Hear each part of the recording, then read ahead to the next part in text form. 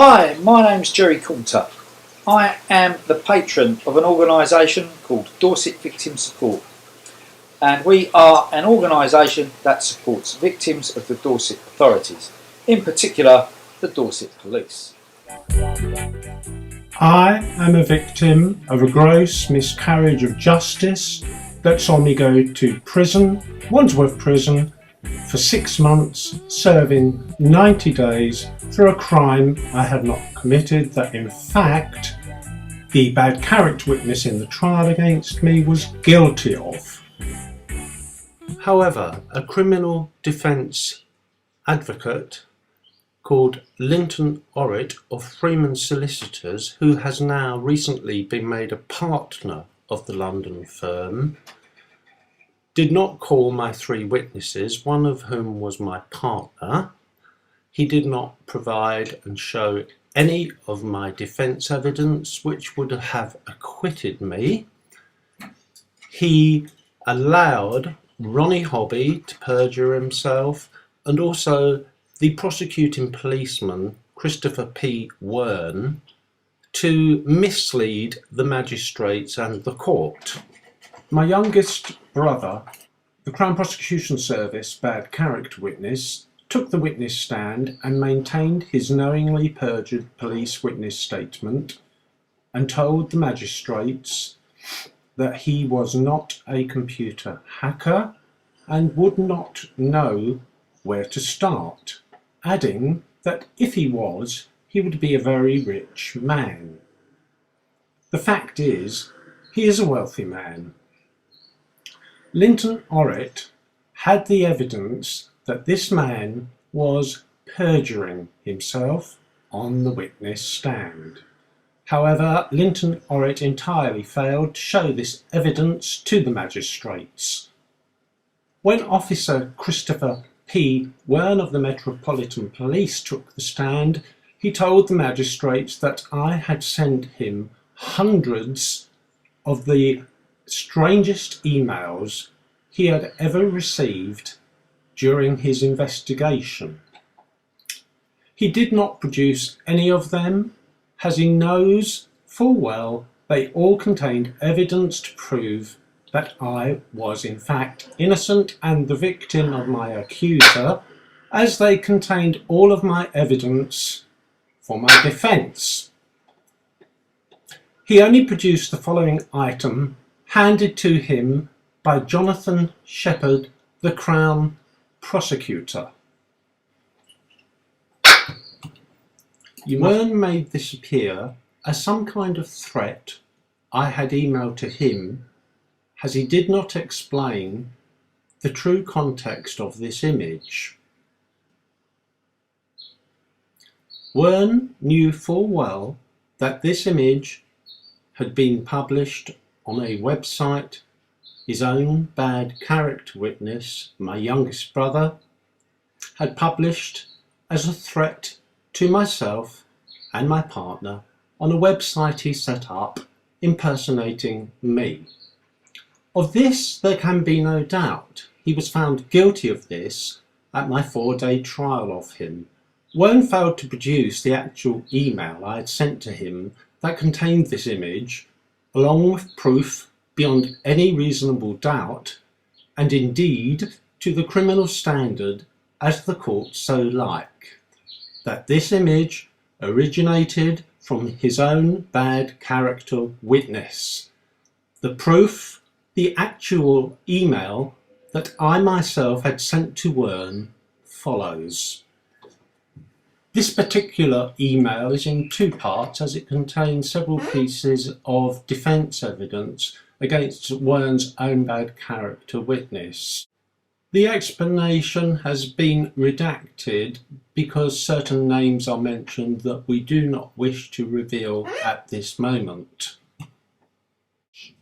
As you can clearly see in the second item down, the grave strewn with leaves with a twig cross that you saw earlier that Wern had produced in court. Below that twig cross image, you can see another death threat image that his bad character witness published again on a website impersonating myself.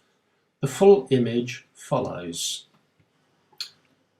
He created this image from two plastic divers. Myself and my partner have been divers for over 30 years, and these were two little toys that my mother asked to give to her when she visited us for Christmas one year, and we had them all over our Christmas tree. The bad character witness took these from her home after she had died in 2009. One has to ask themselves, why didn't Wern produce this in court? Because he knew that it would have to have had been explained and would have been revealed that his own bad character witness had produced and published this along with the twig cross grave image as threats against my partner and not against Wern. Here is another one of the emails that I sent to Wern before my trial and prosecution, proving to him that his bad character witness was admitting to hacking my computers, which he was found guilty of after making his perjured witness statement to ex-officer Wern, which he maintained on the witness stand at my trial.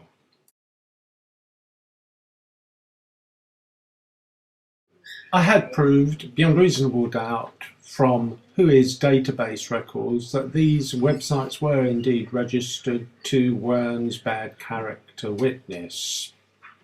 However, Wern did not bother about investigating this. Also, he did not produce other emails like the one that follows that shows I did inform Wern with proof that his own bad character witness had indeed been hacking my computers, which was material to the trial of myself because I had been blamed for harassing my so-called victim on the Charles Saatchi website, whereas the following proof will show that Wern's own bad character witness had been found guilty of impersonating me and abusing others on the Charles Saatchi website that I had been accused of. In view of this evidence, it is no surprise that Wern did not want to show those emails from me in court. However,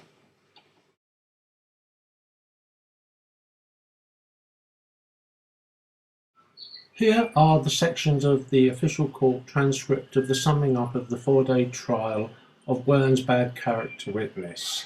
Allegation 10. The respondent made a number of posts on the Saatchi forums and set up a website under the name of redacted.co.uk, a name that would be recognisable as the applicant. That's myself. The respondent, that's the bad character witness of Wern, made the posts on the Saatchi forums exceedingly insulting and abusive about the applicant. I find that this is proved on the admission and on the basis that responding by postings which were insulting and abusive could not, as I have previously stated, nullify a course of conduct or expression of views which were insulting and abusive. Allegation 6. The respondent, that's the bad character witness of Wern, has posted many abusive items on the Saatchi Gallery website and some items on art website called woolug.org, calling the applicant names and making abusive comments which then spread to other websites. For the same reasons given in considering allegation 4 above, I find this allegation proved. The respondent's case that he only replied to initial messages from the applicant does not nullify a course of conduct or a course of expression of views amounting to harassment, if indeed it is harassment, and in my view it is. The allegation made at paragraph 4 is that at various dates and times over the last 5 years, the respondent, that's Chris Wern's bad character witness, has routinely posted items while posing as the applicant under the name Chris Redacted, or other names that would be recognisable as the applicant to people using the site, making abusive and insulting comment about other artists, upsetting and destroying contacts and relationships between the applicant and other artists. As far as allegation 2 is concerned, it is alleged the respondent set up an email address, redacted@cw.com.net, in order to send emails reportedly from the applicant for the purpose of harassing the applicant and causing the applicant trouble with friends and contacts. I find that this is proved. Notwithstanding the denial of creating the email address and those answers which the respondent gave in cross-examination, it seems to me completely satisfactory for me to find this allegation proved. In respect of what is shown on page 52 of the trial bundle, he said, in answer to Mr. Gadd, "That is me, the wording is me." In respect of what is shown on page 53 of the trial bundle, he said, "Originals are written by me." In respect of what is shown on page 54 of the trial bundle, he said, "I made those comments. That, in my view, is sufficient to satisfy me that these were purposeful in harassing the applicant." You did not know I was a qualified hacker, did you? I only hacked 2 of your email passwords. Had my useless solicitor, advocate Linton Orrit, produced this evidence, along with more from the transcript of the trial of Wern's bad character witness, in court, in my defence, things would have gone completely different, along with a multitude of other defence evidence that would have proved I was not guilty and would have acquitted me. However, for reasons I will state later, Linton Orrit flatly refused to produce this evidence or indeed to put me on the witness stand to give my defence testimony. The head magistrate, Evan Parsons, adjourned the trial for a few hours whilst he sent Wern back to the police station and ordered him to print out all of the emails that I had sent to Wern. He did not return after several hours, so the judge then had no other option but to adjourn the trial and to set 2 more days of trial of myself in order to examine these emails. 6 weeks later, at the second day of the malicious prosecution and trial of myself, Linton Orrit arrived very late and very flustered and came rushing to myself and my partner Robert and Mr. Jerry Coulter, the chairman of this organisation who has produced this documentary, and with them both as witnesses, he told me that he had no intention of putting me on the witness stand. He had no intention of producing my huge volume of defence evidence, and he said that the CPS had offered him a plea bargain, that they would drop 1 charge if I admitted my guilt for harassment. I wasn't guilty. I had always pleaded not guilty, and I was very reluctant to do so. However, Linton Orrit said that if I did not accept this plea bargain offer, that he knew full well that the magistrates were going to find me guilty and convict me and sentence me. With this option, I felt I had no other choice but to agree to this plea bargain, for which there are no documented records whatsoever.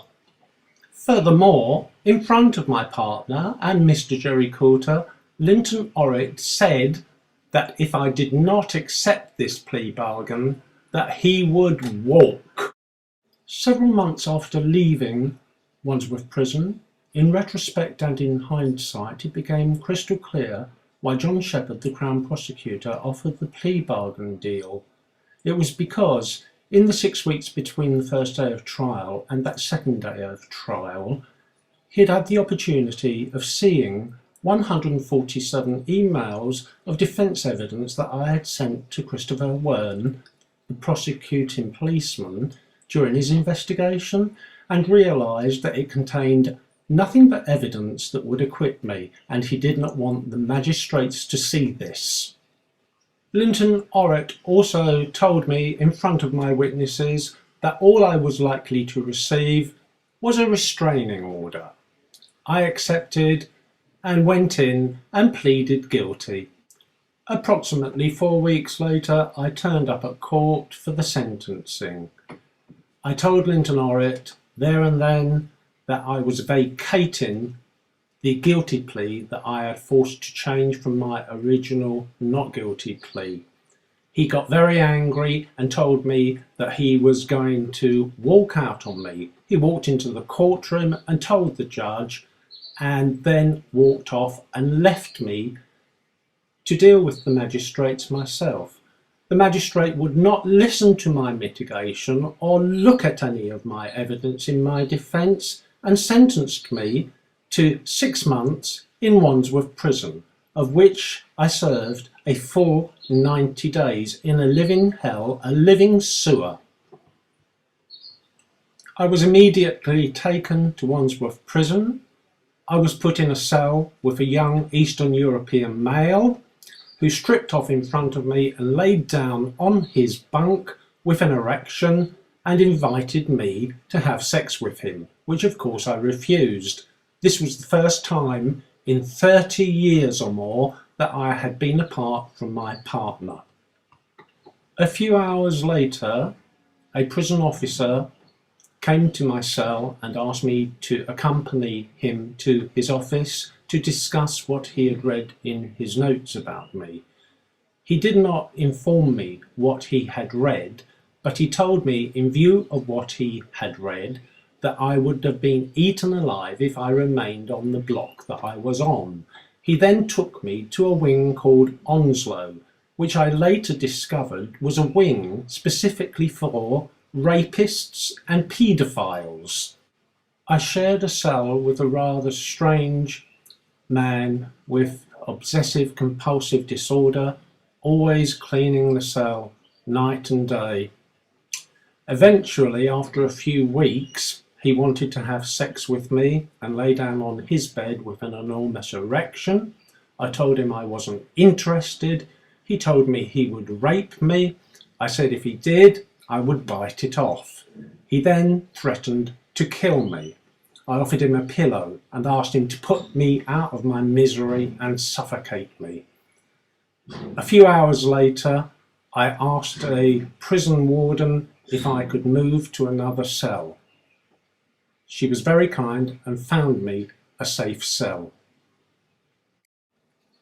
This prisoner I shared the cell with was importing crack cocaine into Wandsworth Prison, and he made these threats to me whilst he was high out of his head on that crack cocaine.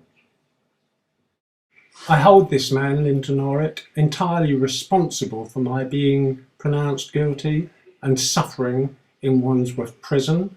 I will never forgive him for this. He knew full well that I was innocent, as he kept telling me in front of my partner and Mr. Jerry Courtney as witnesses that the prosecution had absolutely no evidence to convict me.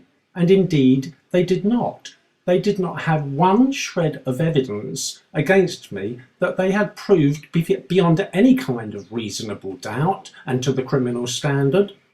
18 months after my release from the hell that is Wandsworth Prison, my partner was doing some research on Linton Orrett and was amazed to find what he had found on a website that had only just been published by another client of Linton Orrett, who was reporting on revelations that he had been blackmailed by the Metropolitan Police.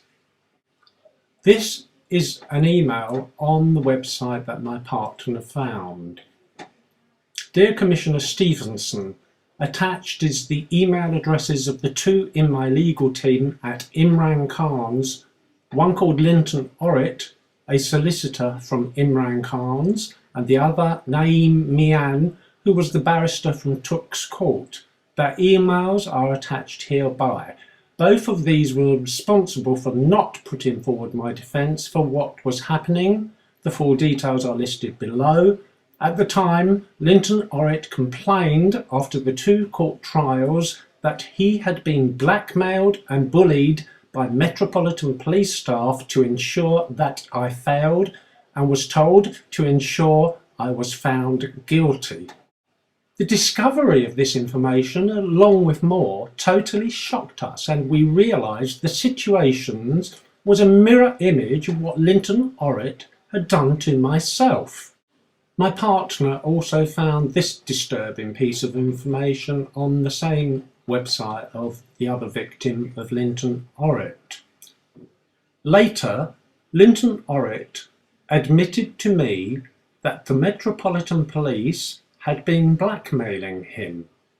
He obviously has something in his past, and they used that to blackmail him into perverting justice and bringing Naeem Mian in to help him pervert justice in the last two trials that were rigged against me.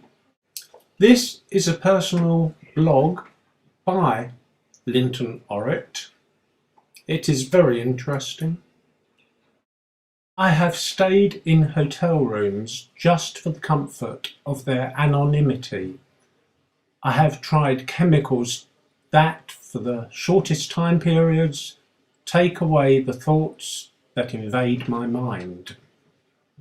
The problems that Linton Orrit had in his life that he was publicly publishing here happened to be dated at around the time that he was representing myself. So I was being represented in court by a man, Linton Orrit, who admits here in his blog was on chemicals at the time of representing me.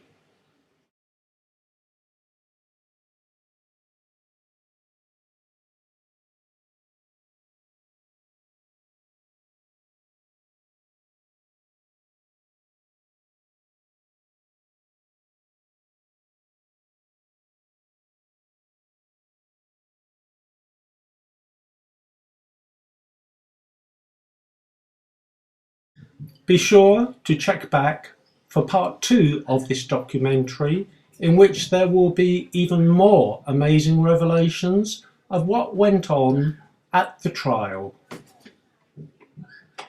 including Mr. Jerry Coulter being physically assaulted by Officer Wern's, I should say ex-Officer Wern's, bad character witness when he stepped down from the witness stand in full view of John Shepherd, the Crown Prosecutor, and everyone else in court, including the story of the female accomplice of the bad character witness of Officer Wern, posing as a witness and entering the witness suite when she was an admitted police informer for Wern, and also how she made malicious and very untrue false criminal allegations just a few days before the day of sentencing that resulted in a Dorset Police armed response unit break into my home. This is Linton Orrit's LinkedIn profile. Notice where he says he works for Freeman's since 1902, which must make him over 130 years old. Also, there is no mention whatsoever of him ever working for Imran Khan solicitors.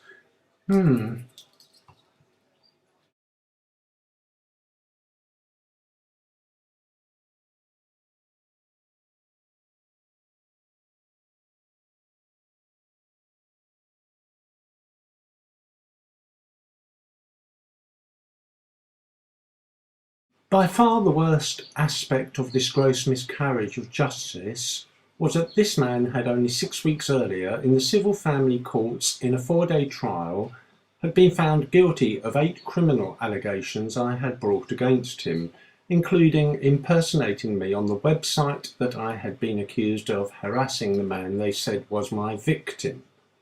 Linton Orrit had been provided with the 14-page official court transcript of the trial of this man who the Metropolitan Police employed as a bad character witness. I have a copy of the witness statement that this man gave the Metropolitan Police 6 months before my trial began, in which he knowingly perjures himself. He stated that he had not hacked my computers and would not know where to start. However, in this trial, he finally admitted, under questioning from my barrister, that he had sent me emails stating that he was a qualified hacker and that he had hacked my computers. The judge presiding over his trial found this proven. One of the nasty aspects of this malicious prosecution and trial of myself was that this man, a convicted criminal, was used by the Crown Prosecution Service and ex-cop Christopher P. Wern as a bad character witness against myself. This man has a very long criminal record with 5 counts of fraud and deception, 1 caution for possession of an offensive weapon in a public place, and 1 warning for harassment of an ex-girlfriend. He is also known to the police for a string of violent offences.